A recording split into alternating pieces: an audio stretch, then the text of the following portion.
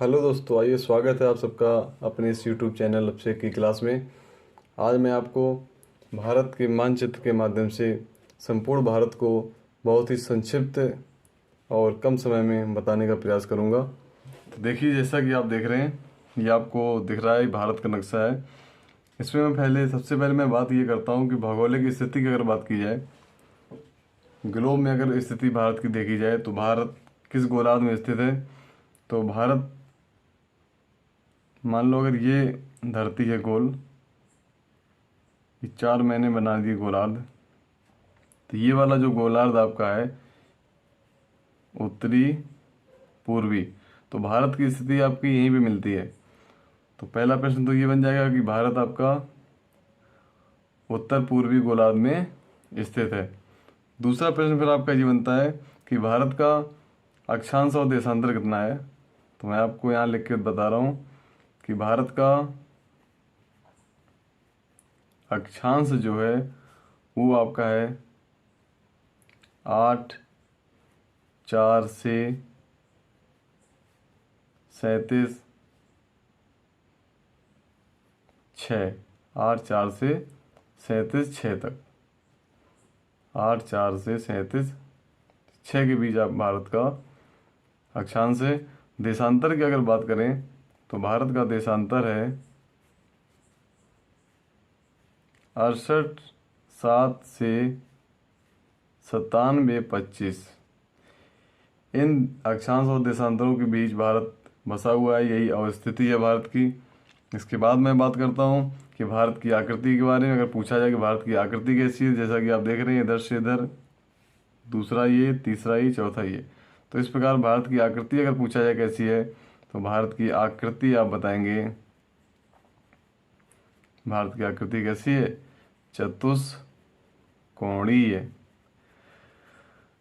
तो दोस्तों, आकृति से संबंधित एक ये प्रश्न हो गया कि भारत की अगर कोई आकृति आपसे पूछे कैसी है, तो आप बताएंगे कि भारत की आकृति चतुष्कोणीय है। चलिए अब हम बात करते हैं कि भारत का पूर्वी राज्य कौन है, पश्चिमी राज्य कौन है, उत्तरी राज्य कौन है, दक्षिणी राज्य कौन है, उनके छोर कौन से हैं एवं उनके बीच दूरी कौन सी है। तो राज्य की बात करते हैं तो भारत का सबसे दोस्तों पूर्वी जो राज्य है, भारत का सबसे जो पूर्वी राज्य है वो है आपका अरुणाचल प्रदेश। अरुणाचल प्रदेश। अब बात हम करेंगे छोर की कि अरुणाचल प्रदेश में कौन सी वो जगह लास्ट छोर है, पॉइंट है जहाँ से भारत समाप्त हो जाता है। उस छोर का नाम है, तो हम लिखते हैं यहाँ पे, वो आपका छोर है जिसका नाम है किविथ, जिसका नाम है किविथ है। इसका एक और नाम है दूसरा, वो से हम कहते हैं वलांगू, किविथ या वलांगू। पश्चिम की बात करते हैं तो भारत का सबसे पश्चिमी राज्य है आपका गुजरात, एवं सबसे पश्चिमी छोर जो आपको मिलता है उसे हम कहते हैं सर क्रीक, सर क्रीक या गोरमाथा। ये इसके दो नाम है, सर क्रीक या गोर माथा। अब दोस्तों हम बात करेंगे इसकी लंबाई की कि भारत की पूरब से पश्चिम के बीच की लंबाई है ये कितनी है। तो भारत की पूरब से पश्चिम के बीच जो लंबाई है, मैं लिखता हूँ कि भारत की पूर्व से पश्चिम की लंबाई दोस्तों है 2933, अर्थात 2933। याद करने के वे में आप ऐसे याद करेंगे कि 2933 किलोमीटर। अब दोस्तों बात करते हैं भारत के उत्तरी राज्य की। पहले का आपका उत्तरी राज्य जम्मू कश्मीर हुआ करता था, लेकिन जब से ये आपका बंटवारा हो गया है, दो इसके राज्य, ये जम्मू कश्मीर से दो दो केंद्र शासित राज्य बना दिए गए हैं। पूरब वाला आपका लद्दाख, पश्चिम वाला आपका जम्मू कश्मीर। तो अब आपका सबसे उत्तरी राज्य आपका जो है केंद्र शासित राज्य, वो है आपका लद्दाख। तो भारत का सबसे उत्तरी राज्य या छोर कहाँ पे मिलेगा, किस राज्य में, तो मिलेगा आपका लद्दाख में। तो उत्तरी राज्य आपका कौन सा है, लद्दाख। और लद्दाख में वो कौन सा छोर है जहाँ से भारत समाप्त होता है, तो उसे हम कहते हैं दोस्तों उत्तरी छोर को इंदिरा बंगाल, ये आपका सबसे दक्षिणी छोर है, सॉरी सबसे उत्तरी छोर है। इसके बाद दक्षिणी छोर की बात करते हैं। तो आप दोस्तों यहाँ पे दक्षिणी छोर से दोस्तों दो प्रकार के क्वेश्चन बनते हैं। एक तो मुख्य भूमिका का भी दक्षिणी छोर पूछा जाएगा।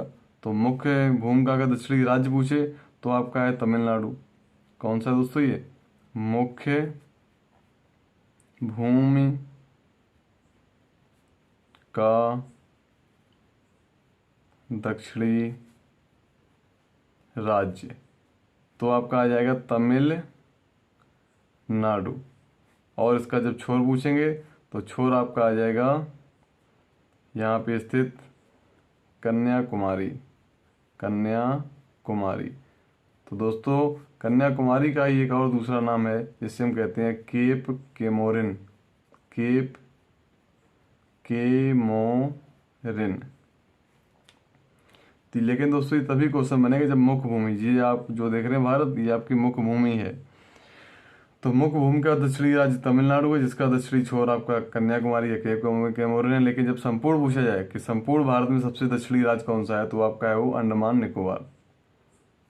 तो सबसे दक्षिणी राज्य, भारत का सबसे दक्षिणी राज्य, तो आपका आ जाएगा अंडमान एंड निकोबार द्वीप समूह। और छोर पूछा जाएगा कि सबसे लास्ट छोर कौन है अंडमान निकोबार में, तो वो आपका है ग्रेट निकोबार में स्थित, ग्रेट निकोबार में स्थित इंदिरा पॉइंट, इंदिरा पॉइंट। दोस्तों इंदिरा पॉइंट का ही दूसरा नाम है पिगमेलियन पॉइंट, पिगमेलियन पॉइंट। चलो दोस्तों अब मैं उत्तर दक्षिण की दूरी की बात कर लेता हूँ कि भारत की उत्तर से दक्षिण की दूरी कितनी है। तो भारत की उत्तर से दक्षिण की दूरी आपकी है 3214, अर्थात 3214 किलोमीटर। आप इसको ऐसे याद करेंगे 3214, पूरा पश्चिम 2933 और उत्तर दक्षिण आपकी 3214 किलोमीटर ये लंबाई आती है। अब मैं भारत का आपको क्षेत्रफल बता रहा हूँ। आइए दोस्तों, तो मैं आपको एक बात बताना और भूल गया था कि जो यहाँ पे आपका दक्षिणी छोर है भारत का, इंदिरा पॉइंट, तो इस इंदिरा पॉइंट से जो भूमध्य रेखा की दूरी है वो कितना रह जाता है। तो ये क्वेश्चन एक और लिख लीजिए कि भारत के दक्षिणी छोर, भारत के दक्षिणी छोर या बिंदु से भूमध्य रेखा की दूरी, भूमध्य रेखा की दूरी कितनी रह जाती है दोस्तों। तो ये दूरी आपकी है अंडमान निकोबार के इंदिरा पॉइंट से, आप इसको ऐसे लिखेंगे उल्टा दोस्तों, 8 हाँ 8, इधर लिखेंगे 7, इधर लिखेंगे 6, यानी 6 7 8, 6 7 8 अर्थात 876 किलोमीटर। ये आपकी भारत के दक्षिणी बिंदु इंदिरा पॉइंट से भूमध्य रेखा की दूरी है 876 किलोमीटर। याद कैसे करेंगे, 6 उल्टा 6 7 8 लिखेंगे, हो जाएगा आपका 876 किलोमीटर। चलिए दोस्तों, अब मैं भारत के क्षेत्रफल के बारे में आपसे बात करता हूँ, भारत की स्थिति के बारे में बात कर लेता हूँ। तो पहले स्थिति को देखते हैं। आप जैसा कि देख रहे हैं भारत के 3 और जलराशि दिख रही है। भारत के पूरब में ये जो आपको जलराशि दिख रही है ये आपकी है बंगाल की खाड़ी, बंगाल की खाड़ी अर्थात बे ऑफ बंगाल। पश्चिम में आते हैं तो आपको ये दिख रहा है नीली जलराशि जो दिख रही है ये आपका है अरब सागर, अरब सागर। दक्षिण में अगर आते हैं जो आपको ये सागर दिख रहा है इसका नाम है हिंद महासागर, हिंद महासागर। तो दोस्तों भारत की जो ये दक्षिणी स्थिति है आप देख रहे हैं ये 3 ओर से जल से घिरी हुई है। और भूगोल का ये नियम होता है जब कोई भी स्थलाकृति, कोई भी जमीन 3 ओर से जल से घिर जाती है तो उस जमीन को हम प्रायद्वीप नाम देते हैं, अर्थात पेनिनसुला। तो भारत एक कैसा द्वीप है दोस्तों, 3 ओर से जल से घिरे होने के कारण भारत भी एक प्रायद्वीपीय देश है। तो भारत एक कैसा देश है, तो भारत एक प्रायद्वीपीय देश है, प्रायद्वीपीय देश है। क्यों देश है? क्योंकि 3 ओर से जल से घिरा हुआ है। अब दोस्तों एक इसकी जस्ट विपरीत स्थिति बनती है जिसे हम खाड़ी कहते हैं। खाड़ी में क्या होता है? खाड़ी, अभी देखो आप देख रहे प्रायद्वीप में पानी घेर रहा है 3 ओर से जमीन को। खाड़ी में क्या होता है? जमीन 3 ओर से पानी को घेरती है। जैसे देखो मैंने दोस्तों यहाँ लिखा है बंगाली खाड़ी। अब देखो इस पानी को 3 ओर से जमीन कैसे घेरी है। इधर से आपकी घेरे हुए है पश्चिम से भारत की भूमि, उत्तर से आपकी घेरे है बांग्लादेश की भूमि, और पूरब से घेरे हुए है म्यांमार की भूमि। तो ये 3 ओर से घिरी हुई जल की राशि क्या कहलाएगी? खाड़ी। अब चूंकि ये बड़ी खाड़ी है इसलिए इसको हम अंग्रेजी में बे कहेंगे, बे ऑफ बंगाल। जबकि यहाँ पे जो आप देखो खाड़ियाँ देख रहे हैं, ये भारत की प्रमुख 3-4 खाड़ियाँ हैं। ये आपकी हो गई बंगाली खाड़ी। इधर अभी आपको देख रहे हैं ऐसी स्थिति बन रही, पानी इधर बीच में घुसा हुआ है, 3 और जमीन है गुजरात की, तो इसका भी दोस्तों नाम खाड़ी होगा। तो यहाँ की खाड़ी का नाम है खंभात की खाड़ी। क्या नाम है दोस्तों? खंभात की खाड़ी। ये भी पानी दोस्तों आप देख रहे हैं 3 ओर से घिरा हुआ है जमीन से। यहाँ पर एक बहुत प्रसिद्ध जिला भी है गुजरात का जिसका नाम है कच्छ। तो दोस्तों इस जलराशि का नाम है कच्छ की खाड़ी, कच्छ की खाड़ी। तो दोस्तों इसको अंग्रेजी में हम अब गल्फ नहीं कहेंगे, गल्फ ऑफ कच्छ, इसे हम कहेंगे, या सॉरी इसे हम बे नहीं कहेंगे, क्योंकि बे आज शब्द आता है बड़ी खाड़ियों के लिए, bay of Bengal, bay of Mexico. ये छोटी खाड़ियाँ हैं, इनके लिए शब्द आएगा gulf, gulf of Kutch, gulf of Khambhat, gulf GULF, gulf of Kutch. तो दोस्तों ये आपने जानी भारत की कौन कौन सी इसमें खाड़ियाँ भी आती हैं। देखो 2 खाड़ियाँ भारत की यहाँ पर और हैं, यानी कि दक्षिण भारत में तमिलनाडु और श्रीलंका के बीच। पूरब की ओर जो एक खाड़ी है भारत की, उसका दोस्तों नाम है पाक की खाड़ी, पाक की खाड़ी। जो पश्चिम दक्षिण पश्चिम की ओर खाड़ी है तमिलनाडु और श्रीलंका के बीच, उसका नाम है दोस्तों मन्नार की खाड़ी, मन्नार की खाड़ी। आइए दोस्तों अब मैं भारत के क्षेत्रफल के बारे में बात करता हूँ। जैसा कि आप देख रहे हैं भारत ये पूरा इस प्रकार से आपको नज़र आ रहा है। संपूर्ण भारत का क्षेत्रफल मैं आपसे बात बता रहा हूँ कि भारत का संपूर्ण क्षेत्रफल कितना है। भारत का संपूर्ण क्षेत्रफल ये आपका है 32,87,263, ऐसे याद करेंगे 32,87,263 वर्ग किलोमीटर, अर्थात 32,87,263 वर्ग किलोमीटर। ये भारत का संपूर्ण क्षेत्रफल है। इसके बाद हम बात करते हैं भारत की स्थलीय लंबाई कितनी है। भारत की स्थलीय यानी जो स्थल देशों सीमा बनाते हुए है, यानी गुजरात से लेकर या इधर राजस्थान होके पंजाब, जम्मू, लद्दाख होते हुए इधर उत्तराखंड, नेपाल, चीन से सीमा बनाते हुए इधर भूटान आपका है, अरुणाचल प्रदेश है, यहाँ बांग्लादेश सीमा बनाते हुए यहाँ तक, ये आपकी कितनी है। तो इसको हम दोस्तों यहाँ लिख रहे हैं कि भारत की स्थलीय लंबाई, भारत की स्थलीय लंबाई ये दोस्तों है 15,200 किलोमीटर, अर्थात 15,200 किलोमीटर। इसको मैं ऐसे याद करेंगे 15,200। अब दोस्तों बात करते हैं भारत की जलीय लंबाई कितनी है। जलीय लंबाई दोस्तों भारत की 2 हैं, एक तो ये मुख्य भूमि की जलीय लंबाई, दूसरी संपूर्ण जलीय लंबाई जो कि द्वीपों सहित है। तो मैं आपकी पहले मुख्य भूमि की जलीय लंबाई लिखता हूँ। तो भारत की मुख्य भूमि की जलीय लंबाई, मुख्य भूमि की जलीय लंबाई आपकी है 6100 किलोमीटर, अर्थात यहाँ गुजरात से और इधर आपकी पश्चिम बंगाल तक। ये आपकी लंबाई कितनी है दोस्तों? ये आपकी लंबाई है 6100 किलोमीटर। अब दूसरा पॉइंट दोस्तों लिखते हैं कि भारत की संपूर्ण जलीय लंबाई कितनी है, अर्थात अब मैं भारत के द्वीपों को भी जोड़ लूंगा जो आपके यहाँ पर है, लक्षद्वीप है, यहाँ पे आपका अंडमान निकोबार है, इत्यादि द्वीपों को भी जोड़ता हूँ। तो भारत की अगला क्वेश्चन बनेगा संपूर्ण जलीय लंबाई, भारत की संपूर्ण जलीय लंबाई है दोस्तों 75,16 किलोमीटर, अर्थात 7,516 किलोमीटर। याद करने के वे में दोस्तों ऐसे पढ़ेंगे 7516 किलोमीटर, जबकि ये क्या है 7,516 किलोमीटर। तो दोस्तों ये होगी भारत की संपूर्ण जलीय लंबाई। अब दोस्तों इसके बाद मैं भारत के पड़ोसी देशों से आपको अवगत कराऊंगा कि भारत के कितने पड़ोसी देश हैं, वह किस ओर पे हैं, इनके बीच में सीमा रेखा किस नाम से है। तो देखिए दोस्तों, जैसा कि आप यहाँ पर देख रहे हैं, भारत का जो पड़ोसी देशों को याद करने का क्रम है, मैं आपको याद करा रहा हूँ एक ट्रिक के माध्यम से। तो भारत के कुल पड़ोसी देश हैं आपके 9। तो देखिए लिखते हैं कि भारत के कुल पड़ोसी देश,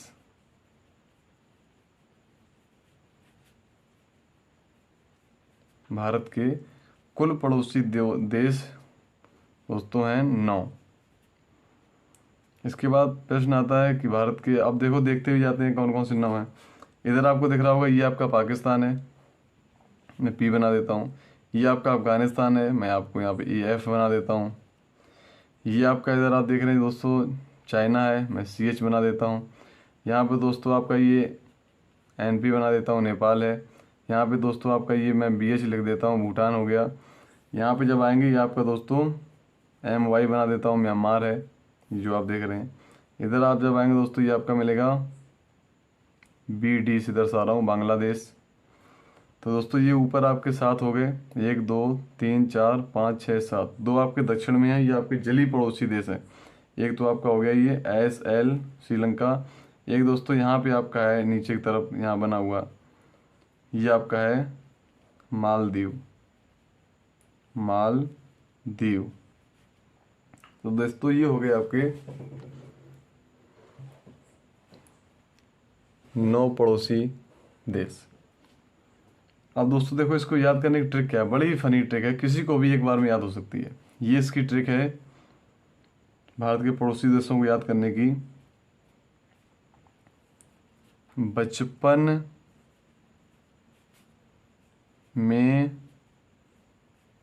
भूत आया। अक्सर ऐसा होता है, बच्चे बचपन में भूत से बहुत डरते हैं, कहते हैं भूत है वहाँ पे, बच्चा मत जाओ, तो नहीं जाते हैं। बचपन में भूत आया, ये आपके भारत के पड़ोसी देश हैं दोस्तों। देखिए किस प्रकार से, बाद से आपका हो जाएगा बांग्लादेश, चा से चीन, पास से हो जाएगा पाकिस्तान, ना से आपका हो जाएगा नेपाल, माँ से दोस्तों हो जाएगा म्यांमार, भूत से हो जाएगा भूटान, और आया से दोस्तों हो जाएगा आपका अफगानिस्तान। ये दोस्तों वो आपके देश हैं पड़ोसी जो भारत से सीमा बनाते हैं। ये आपके जो जलीय पड़ोसी देश हैं वो इस ट्रिक में नहीं आए, ये आपको अलग से याद करने पड़ेंगे कि आपका दक्षिण पूर्व में श्रीलंका है और दक्षिण पश्चिम में मालदीव है। और देखो दोस्तों ये ट्रिक इतनी ज़बरदस्त है कि आप इसमें एक और नई खासियत देखेंगे जिसके द्वारा ये बहुत फेमस हुई है कि ये क्रम से देश इसमें आ रहे हैं कि कौन सा देश भारत से कितनी ज़्यादा सीमा बनाता है। अर्थात भारत से सबसे ज़्यादा सीमा कौन बनाता है, बांग्लादेश। तो देखो पहले बांग्लादेश आ गया। सेकेंड नंबर से पे भारत से ज़्यादा सीमा कौन बनाता है, किसकी लगती है, चीन की। तीसरे नंबर पे पाकिस्तान से, चौथे नंबर पे नेपाल से, फिर भूटान, नेपाल के बाद फिर म्यांमार, म्यांमार के बाद फिर भूटान, और सबसे कम भारत की सीमा किससे लगती है, अफगानिस्तान से। हालांकि वो वाला अफगानिस्तान वाला क्षेत्र POK राज्य से लगता है। तो दोस्तों ये हो गए भारत के पड़ोसी देश। अब मैं बता रहा हूँ भारत के पड़ोसी देशों के बीच कुछ प्रमुख सीमाएं हैं। जैसे भारत और पाकिस्तान के बीच एक डिवाइडिंग लाइन यहाँ पे खींची गई है, जिसका नाम क्या है, जिसका नाम है रेड क्लिफ रेखा। तो भारत और पाकिस्तान के बीच डिवाइडिंग लाइन का नाम क्या है, रेड क्लिफ, क्योंकि सर रेड क्लिफ उस समय थे जिन्होंने ये सीमा रेखा निर्धारित की थी। इसके बाद दोस्तों देखते हैं भारत और चीन के बीच एक सीमा रेखा खींची गई यहाँ पे, वो अरुणाचल प्रदेश में है, अरुणाचल प्रदेश के राज्य से और चाइना के बीच में, जिसका नाम है मैक-मोहन रेखा, मैक-मोहन रेखा, जो कि 1914 में बनाई गई थी। सर मैक-मोहन ने बनाई थी 1914 में। और ये रेड क्लिफ आपकी बनाई गई 1947 में, आज़ादी के वक्त। इसके बाद आप देख रहे हैं दोस्तों ये भारत और बांग्लादेश है। भारत और बांग्लादेश के बीच में भी एक ऐसी जगह है, कॉरिडोर बनाया गया है वहाँ के लोगों के आने जाने के लिए, जिसको हम कहते हैं 3 बीघा कॉरिडोर। तो दोस्तों भारत और बांग्लादेश के बीच में जो सीमा रेखा कार्य करती है वो उसे हम क्या कहते हैं? 3 बीघा कॉरिडोर। तो ये होगी भारत और उनके विभिन्न देशों के बीच लगने वाली सीमाएं। आइए दोस्तों, मैं भारत के तटों के बारे में आपको बता रहा हूँ कि भारत के कोस्टल जो तट हैं उनके नाम किस प्रकार हैं, कैसे हैं। भारत में जैसा कि आप देख रहे हैं 2 प्रकार के तट पाए जाते हैं, पूर्व में पूर्वी तट और पश्चिम में है आपका पश्चिमी तट। तो पश्चिमी तट को भी दोस्तों हम 3 भागों में बांटते हैं और पूर्वी तट को भी हम 3 भागों में बांटते हैं। तो देखिए दोस्तों, एक तरफ से हम देखते हैं कि पश्चिम में पहले देख रहे हैं, पश्चिम में जो आपका ये केरल वाला भाग है, ये वाला भाग, इस तट को हम कहते हैं मालाबार तट। मालाबार तट। इसके बाद दोस्तों कर्नाटक से लेकर गोवा तक जो ये पश्चिमी तट दिख रहा है, इसका नाम है कन्नड़ तट। इसके बाद दोस्तों गोवा से लेकर महाराष्ट्र के बीच यहाँ पे जो आपको तट दिख रहा है पश्चिमी, इसका नाम है कोंकण तट। तो दोस्तों पहला हो गया केरल के पश्चिम में मालाबार, कर्नाटक से गोवा के बीच कन्नड़, गोवा से महाराष्ट्र के बीच कोंकण, और जो दोस्तों आप ये गुजरात के एरिया देख रहे हैं, सौराष्ट्र वाला और इधर वाला एरिया, इस तट को हम कहते हैं काठियावाड़ तट। काठियावाड़ तट। तो दोस्तों ये हो गए भारत के पश्चिमी तट। अब मैं पूर्वी तट के विभिन्न नाम आपको बता रहा हूँ। तो पूर्वी तट पे दोस्तों जो ये तमिलनाडु का किनारा है, पूर्वी तट है, इसका हम नाम देते हैं कोरोमंडल। कोरोमंडल तट। इसके बाद दोस्तों आंध्र प्रदेश के किनारे जब आएंगे तो दोस्तों इस आंध्र प्रदेश वाले राज्य को हम कहते हैं उत्तरी सरकार। उत्तरी सरकार। तो दोस्तों तमिलनाडु का तट हो गया कोरोमंडल तट एवं आंध्र प्रदेश का हो गया उत्तरी सरकार। अब और आगे बढ़ेंगे तो दोस्तों ये उड़ीसा मिलेगा। उड़ीसा वाला तट को हम क्या कहते हैं दोस्तों, हम यहाँ लिखे दे रहे हैं, इसी में लिखे दे रहे हैं। उड़ीसा वाले तट को दोस्तों हम कहते हैं उत्कल तट, क्योंकि उत्कल उड़ीसा का ही नाम है, राष्ट्रगान में भी आता है द्राविड़ उत्कल। तो उत्कल माने उड़ीसा। तो उत्कल तट आपका उड़ीसा के पास है। तो देखो दोस्तों 3 पश्चिम में हो गए, 4 पश्चिम में हो गए और 3 आपके उत्तर ये पूर्व में भी है। 3 हो गए दक्षिण पश्चिम में और 3 हो गए पूर्व में। तो पश्चिम में देख लो दोबारा से, केरल के बगल में मालाबार, कर्नाटक के जस्ट पश्चिम में कन्नड़, महाराष्ट्र के पश्चिम में कोंकण एवं गुजरात वाला तट काठियावाड़ कहलाता है। उसी प्रकार तमिलनाडु के पूर्व में कोरोमंडल, आंध्र प्रदेश के पूर्व में उत्तरी सरकार एवं उड़ीसा के पूर्वी तट को हम उत्कल तट के नाम से जानते हैं। चलिए दोस्तों, इसके बाद हम आपको भारत के कुछ प्रमुख द्वीप पढ़ा रहे हैं। तो आइए दोस्तों देखते हैं भारत में कुल द्वीपों की संख्या है। भारत में कुल द्वीप कितने हैं? 247। भारत में कुल मिला के, यानी अंडमान निकोबार के भी जोड़ लें, लक्षद्वीप भी जोड़ लें, इधर दमन के दीव वगैरह को जोड़ लें, और भी अन्य जो भी हैं जोड़ के, कुल मिला के 247 द्वीप हैं भारत में। इसके बाद अब डिवाइडेशन हम करते हैं तो अंडमान निकोबार में कितने हैं? तो अंडमान एवं निकोबार द्वीप समूह में द्वीप कितने हैं? 204। तो दोस्तों 204 द्वीप आपके तो ओनली अंडमान निकोबार द्वीप समूह में ही देखने को मिल जाते हैं। इसके साथ साथ अब हम अरब सागर की बात करेंगे। तो दोस्तों अरब सागर में द्वीपों की संख्या है कुल मिलाकर 43। तो अरब सागर में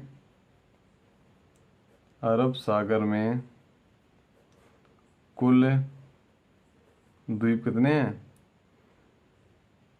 कुल द्वीप हैं आपके अरब सागर में 43, यानी 43। तो देखो दोस्तों 204 और 43 मिला के आपके 247 हो जाते हैं। लेकिन क्वेश्चन कभी ये आ जाता है कि लक्षद्वीप में कितने द्वीप हैं? तो दोस्तों हम देखते हैं कि लक्षद्वीप में लक्षद्वीप में द्वीप हैं आपके 36। तो दोस्तों ये हो गए आपके द्वीप। अब दोस्तों इसके बाद मैं आपको भारत के बीच पड़ने वाले कुछ प्रमुख चैनल के बारे में बताता हूँ। जैसा कि आप यहाँ पे देख रहे हैं कि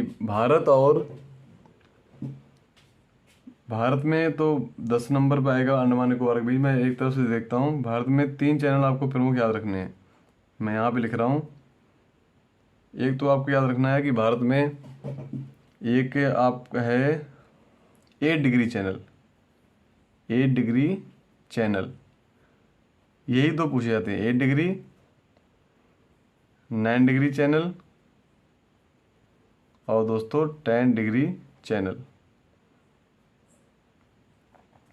तो देखिए दोस्तों 8 डिग्री चैनल कहाँ है? जो भारत के दक्षिण में पड़ोसी देश है, जलीय पड़ोसी मालदीव।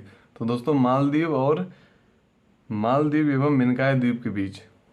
तो 8 डिग्री चैनल कहाँ पे दोस्तों? मालदीव एवं मिनिकाय। तो मालदीव एवं मिनकाय के बीच में दोस्तों कौन सा द्वीप है, कौन सा चैनल है? 8 डिग्री चैनल। अब दोस्तों 9 डिग्री देखते हैं। 9 डिग्री चैनल इसी मिनिकाय और लक्षद्वीप के बीच में पड़ता है। 10 डिग्री चैनल दोस्तों अंडमान एवं निकोबार के बीच में पड़ता है। दोस्तों एक चैनल आपको और याद रखना है जो कि अंडमान निकोबार और म्यांमार के बीच पड़ता है। तो अंडमान निकोबार एवं म्यांमार के बीच कौन सा चैनल है? तो दोस्तों इस चैनल का नाम है कोको चैनल, क्योंकि एक कोको द्वीप पड़ता है, उसी के नाम पे पड़ गया है कोको चैनल। तो दोस्तों ये हो गए भारत के कुछ प्रमुख चैनल। इसके बाद अब मैं भारत की प्रमुख भौगोलिक आकृति बता रहा हूँ कि भारत को अगर पूछे लोग कितने भागों में बांटा गया, तो आप कह सकते हैं कि भारत को प्रमुख रूप से 3 भागों में बांटा गया है भौगोलिक स्थिति को। एक कौन सी है? पहला आपका भाग हो जाएगा उत्तर का पर्वतीय भाग। उत्तर का पर्वतीय भाग दोस्तों, आप यहाँ पे हिमालय आप देखेंगे, हिमालय है। इसके बाद दूसरी भौगोलिक आकृति आ जाती है गंगा यमुना का मैदानी भाग। गंगा यमुना का मैदानी भाग, आप देखेंगे यहाँ से गंगा जा रही भी है, यमुना जा रही, उसके आसपास का जो मैदानी क्षेत्र है वो हो गया। इसके बाद दोस्तों आप दक्षिण में देखेंगे तो वो आपका एरिया कौन सा है? तीसरे नंबर पे। तीसरे नंबर दोस्तों आता है दक्षिण का पठारी भाग। दक्षिण का पठारी भाग। इसी के साथ दोस्तों भारत में 3 प्रमुख पठार जो बहुत प्रसिद्ध हैं वो कौन कौन से हैं? एक आप इधर देख रहे हैं इस एरिया में, ये आपका है मालवा का पठार। इस एरिया में दोस्तों कौन सा पठार है? इस वाले एरिया में ये आपका है नंबर 1 मालवा का पठार। दूसरा नंबर दोस्तों एक आप भी दक्षिण का एरिया देख रहे हैं, इस एरिया में एक पठार है, उसे हम कहते हैं दक्कन का पठार। और एक दोस्तों आपका पठार इस एरिया में है जिसे हम कहते हैं छोटा नागपुर का पठार। छोटा नागपुर का पठार। तो दोस्तों ये हो गए आपके भारत की प्रमुख आकृतियाँ। इसके बाद दोस्तों मैं बात करता हूँ कि भारत ही दुनिया की एक ऐसा देश है जहाँ पे 6 ऋतुएं पाई जाती हैं। भारत ही दुनिया का एकमात्र ऐसा देश है जहाँ पे 6 ऋतुएं पाई जाती है। तो दोस्तों ये मैं 6 ऋतुएं यहाँ पे लिख रहा हूँ। देखिए 6 ऋतुएं कौन कौन सी हैं। ये 6 ऋतुएं हैं आपकी। नंबर 1 शुरू होती है वसंत ऋतु। वसंत के बाद दोस्तों आती है ग्रीष्म। ग्रीष्म के बाद दोस्तों आएगी ऋतु आपकी वर्षा। वर्षा के बाद दोस्तों आएगी शरद, और शरद के बाद आएगी दोस्तों शिशिर, और शिशिर के बाद आएगी हेमंत। ये दोस्तों ऋतुएं आपकी 2-2 महीने की होती हैं, दो छंग दो छंग 12 महीने हो जाते हैं। ये बसंत आपका शुरू होता है मार्च अप्रैल, मार्च में शुरू होता है, मार्च अप्रैल 2 महीने बसंत के। इसी प्रकार दोस्तों आप निकाल सकते हैं मार्च अप्रैल बसंत, मई जून ग्रीष्म, इस प्रकार आपकी 2-2 महीने की ये ऋतुएं होती हैं। इसके साथ दोस्तों कभी अगर पूछा जाए कि बताइए भारत की जलवायु कैसी है, तो आप बताएंगे भारत की जलवायु उष्णकटिबंधीय और मानसूनी है। तो दोस्तों जलवायु हो गई भारत की, जलवायु अगर पूछा जाए तो भारत की जलवायु क्या बताएंगे आप? उष्ण कटिबंधीय बंधीय एवं मानसूनी, मानसूनी। दोस्तों मैं आपको नेक्स्ट वीडियो में ग्लोब पढ़ाऊंगा, तो उसमें मैं बता दूंगा उष्ण कटिबंध क्या होता है, शीत कटिबंध क्या होता है, उपोष्ण कटिबंध क्या होता है, शीतोष्ण कटिबंध क्या होता है, ये मैं आपको बता दूंगा। आर्कटिक व्रत वगैरह, अक्षांश देशांतर सब डिटेल में पढ़ाऊंगा। तो भारत की जलवायु से दोस्तों अगर क्वेश्चन आएगा भारत की जलवायु कैसी है, तो आप क्या बताएंगे? उष्ण कटिबंधीय है एवं मानसूनी है। इसके बाद दोस्तों अगला क्वेश्चन बनता है कि कर्क रेखा बताइए भारत के कितने राज्यों से होकर गुजरती है, क्योंकि कर्क रेखा ही एक ऐसी है जो कि भारत के बीचों बीच होकर गुजरती है। तो देखो ये आपको दिख रही है दोस्तों, ये आपकी, मैं इसको थोड़ा डार्क कर देता हूँ, ये आपकी कर्क रेखा गुजर रही है। इसका अक्षांश होता है दोस्तों 23.5 डिग्री उत्तरी और 23.5 डिग्री दक्षिणी दोस्तों मकर रेखा, जो कि इंडिया से नहीं गुजरती है। तो ये कर्क रेखा गुजर रही है भारत के बीचों बीच। तो दोस्तों क्वेश्चन आएगा कर्क रेखा भारत के कितने राज्यों से गुजरती है, तो दोस्तों लिखना है कर्क रेखा कितने राज्यों से गुजरती है भारत के? 8 राज्यों से, 8 राज्यों से। तो दोस्तों देखिए वो 8 राज्य कौन से हैं, एक तरह से हम देखते हैं, हमेशा क्रम से अगर आप याद करेंगे मैप से तो हमेशा के लिए याद रहेंगे। देखिए दोस्तों नंबर 1 तो आपका हो गया गुजरात अर्थात जीवन नदिया। दूसरे नंबर पे आपका राजस्थान, कुछ लगता है एरिया, राजस्थान हो गया। तीसरा आपका एमपी, चौथा आपका एमपी के साथ छत्तीसगढ़। इसके बाद आपका हो गया बिहार के साथ झारखंड जीएच। इसके बाद आपका हो गया 6वें नंबर पे पीबी पश्चिम बंगाल।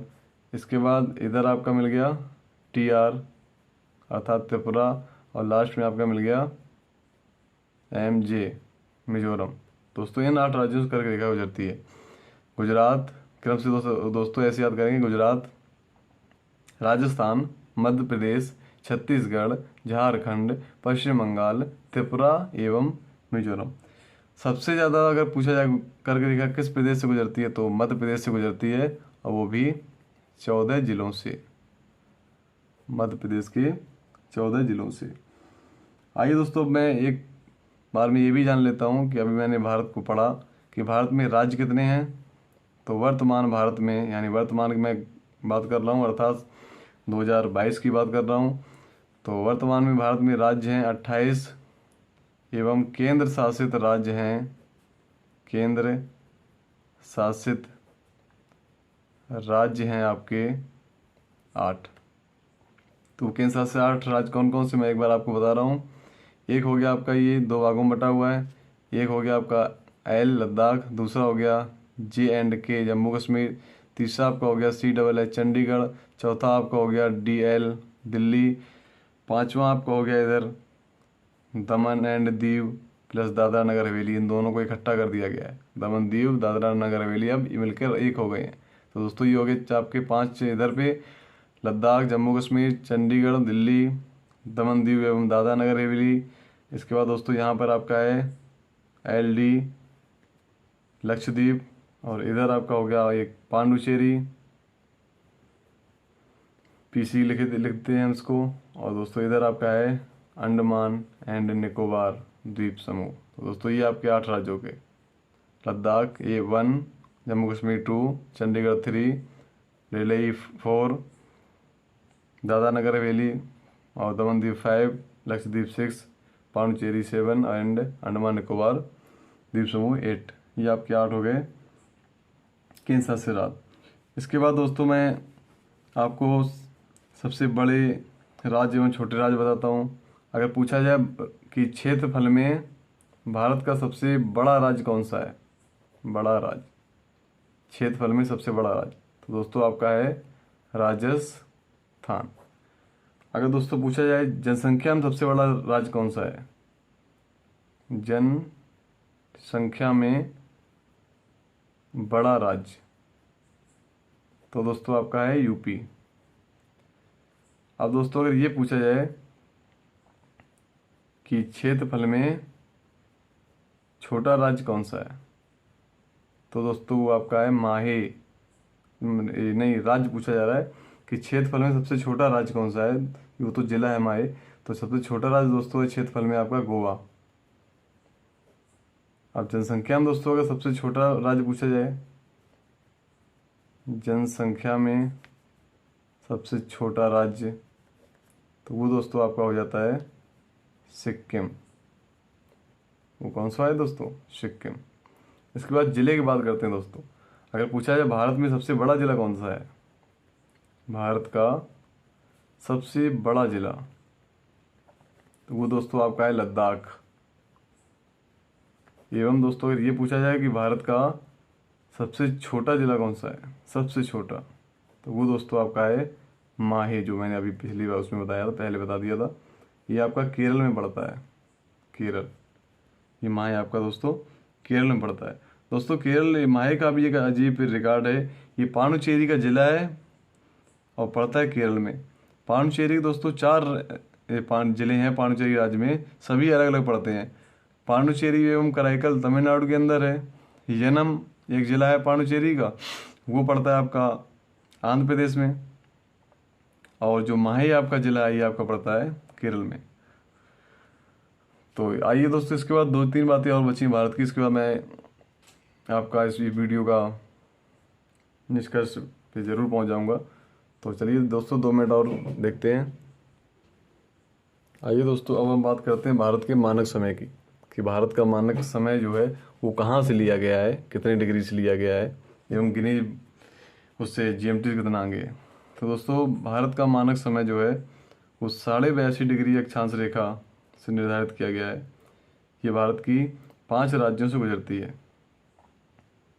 यूपी, मध्य प्रदेश, छत्तीसगढ़,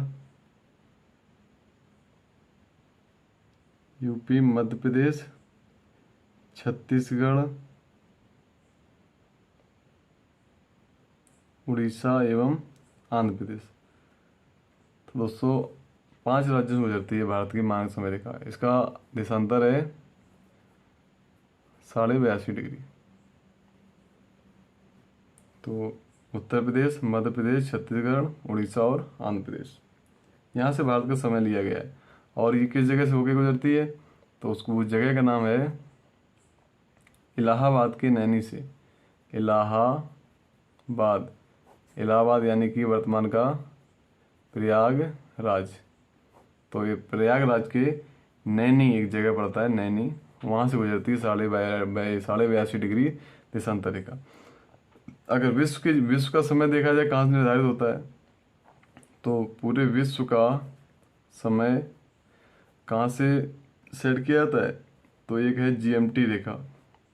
जीएमटी का मतलब ग्रीनविच मीन टाइम। ये लंदन से होकर गुजरती है। वो आपका 0 डिग्री देशांतर माना जाता है। तो उसके पूर्व में चलने पर टाइम प्लस होता है और पश्चिम में जो देश है उनका टाइम माइनस होता है। तो भारत ऑलरेडी लंदन से पूर्व में है, इसलिए भारत का टाइम जो है जीएमटी रेखा से कितने आगे चलता है, तो भारत का समय जीएमटी रेखा से 5.5 घंटे, तो यानी 5 घंटे 30 मिनट आगे चलता है। अर्थात अगर इंग्लैंड में इस समय 1 बजा है, लंदन में इस समय 1 बजा हुआ है, तो भारत में कितना बजा होगा, 5.5 ऐड कर देंगे तो भारत में हो जाएगा 6.5। आइए दोस्तों अब हम जानते हैं इसके साथ साथ कि भारत की सर्वोच्च चोटी कई बार पूछ देते हैं कौन है। तो एक तो आपको बताई जाती है सर्वोच्च चोटी K2, एक आपकी बताई जाती है कंचनजंगा। दूसरी कौन सी दोस्तों, सिक्किम में कंचनजंगा, कंचनजंगा। तो दोस्तों दो कैसे हो जाती हैं? जब क्वेश्चन ये पूछा जाए कि भारत की सर्वोच्च चोटी, भारत की सर्वोच्च चोटी, तो दोस्तों आप बताएंगे K2। काराकोरम पे स्थित होने के कारण इसका नाम K2 है। काराकोरम में 2 बार कहा आ रहा है इसलिए K2 कर दिया मैं। अगर पूछा जाए तो ये हो गया भारत की सबसे ऊंची पर्वत चोटी K2। इसकी ऊंचाई है 8611 मीटर, अर्थात 8611 मीटर। और जब ये पूछा जाए भारत में स्थित सबसे ऊंची पर्वत चोटी, भारत में स्थित, क्वेश्चन ऐसे बनेगा, भारत में स्थित सर्वोच्च चोटी कौन सी है? तो उसका नाम है दोस्तों कंचनजंगा, जो कि किस राज्य में है? सिक्किम में। तो इसकी दोस्तों कंचनजंगा की ऊंचाई कितनी है? इसकी दोस्तों ऊंचाई है 8586 मीटर, अर्थात 8586 मीटर। ये वाली जो K2 है आपकी पहले जम्मू कश्मीर थी, अब बंटवारा हो गया यहाँ से, तो आपकी अब ये पड़ती है लद्दाख में। तो दोस्तों आपको लगता होगा कि भारत में नहीं है क्या, अर्थात तो फिर ये भारत की क्यों मानी जाती है? तो दोस्तों देखो, जो ये POK वाला एरिया है, इसमें पाक ऑक्यूपाइड कश्मीर पाक के कब्जे में है, वर्तमान में भारत के पास नहीं है, इसलिए ये POK में पड़ती, इसलिए हम इसको भारत में स्थित नहीं कहते, हालांकि मानते भारत की है। तो जो भारत की पूछा जाए तो K2 है, भारत में स्थित पूछा जाए तो सिक्किम की कंचनजंगा है। दोस्तों अंतिम प्रश्नों की तरफ मैं चलता हूँ। अंतिम प्रश्न आपके भारत से संबंधित ये और पूछे जा सकते हैं कि बताइए भारत की सबसे लंबी नदी कौन सी है? भारत की, जब भारत की पूछा जाए, भारत की सबसे लंबी नदी, तो दोस्तों आप बताएंगे गंगा। और जब ये पूछे भारत से होकर गुजरने वाली सबसे लंबी नदी, भारत से होकर गुजरने वाली, तो दोस्तों आप बताएंगे ब्रह्मपुत्र, ब्रह्मपुत्र। और अंतिम प्रश्न दोस्तों आपका, क्योंकि इससे भी पूछा जा सकता है, ये भी भारत की उसी में आता है कि भारत की सबसे लंबी पर्वत श्रृंखला कौन सी है? भारत की सबसे लंबी पर्वत श्रृंखला कौन सी है? तो दोस्तों वो आपकी है हिमालय। और लास्ट क्वेश्चन दोस्तों पूछ सकते हैं कि भारत की सबसे पुरानी पर्वत श्रृंखला कौन सी है? सबसे पुरानी पर्वत श्रृंखला, तो दोस्तों वो है आपकी अरावली। तो दोस्तों चलिए आज इस वीडियो में इतना ही, फिर मिलेंगे अगले वीडियो के साथ। जय हिंद, जय भारत।